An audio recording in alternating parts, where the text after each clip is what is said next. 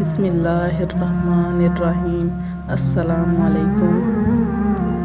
میں نے رسول اللہ صلی اللہ علیہ وآلہ وسلم سے پوچھا کہ کون سا عمل افضل ہے؟ آپ صلی اللہ علیہ وآلہ وسلم نے فرمایا کہ اللہ پر ایمان لانا اور اس کی راہ میں جہاد کرنا۔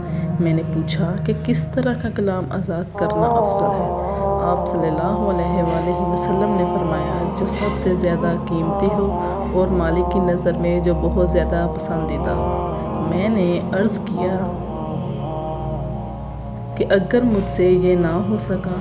آپ صلی اللہ علیہ وآلہ وسلم نے فرمایا کہ پھر کسی مسلمان کاریگر کی مدد کر یا کسی بے ہنر کی۔ انہوں نے کہا اگر میں یہ بھی نہ کر سکا؟